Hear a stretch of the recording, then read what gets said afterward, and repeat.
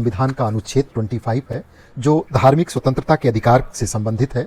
यह प्रत्येक नागरिक को धर्म की स्वतंत्रता का अधिकार देता है। ये भारतीय संविधान के भाग 3 से संबंधित है जो अपने आप में मूल अधिकार है। आर्टिकल 25 की विषय वस्तु है कि यह धर्म की स्वतंत्रता का अधिकार देता है, यानी फ्रीडम ऑफ रिलीजियस। आप भारत में रह रहे हैं तो आप उन्मुक्त हैं, आप जैसा चाहें अपनी स्वेच्छा के अनुसार अपने धर्म का चयन कर सकते हैं। यानी कि मूल रूप से आर्टिकल 25 क्या कहता है कि सभी व्यक्तियों को अंतरात्मा की स्वतंत्रता तथा स्वतंत्र रूप से धर्म स्वीकारने, वैसा आचरण करने और जिस धर्म को आप स्वीकार करें या जिसको आप फॉलो करें उसका प्रचार करने का आपको समान अधिकार होगा।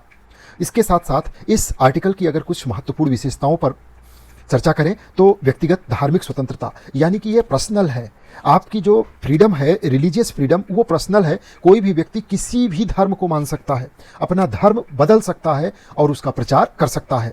राज्य का हस्तक्षेप की अगर बात करें तो ये स्वतंत्रता पूर्ण नहीं है। राज्य सार्वजनिक व्यवस्था, नैतिकता और स्वास्थ्य के आधार पर इसमें सीमित हस्तक्षेप कर सकता है। ये यथार्थ स्थिति है इस आर्टिकल 25 की। उसके अलावा धार्मिक प्रथाओं पर नियंत्रण, जैसे कि राज्य सामाजिक सुधार के लिए धार्मिक प्रथाओं को नियंत्रित कर सकता है। बहुत अच्छा एग्जाम्पल है सती प्रथा का उन्मूलन। उसके अलावा गैर भेदभाव, राज्य कर संचालित धार्मिक संस्थानों में किसी भी जाति या वर्ग के लोगों को प्रवेश से वंचित नहीं कर सकता है, यानी किसी तरीके का कोई भी भेदभाव राज्य की ओर से नहीं होगा।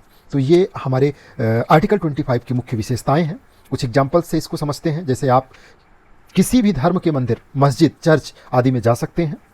आप अपने धर्म का प्रचार कर सकते हैं जब तक कि वो किसी अन्य की स्वतंत्रता में हस्तक्षेप न करे।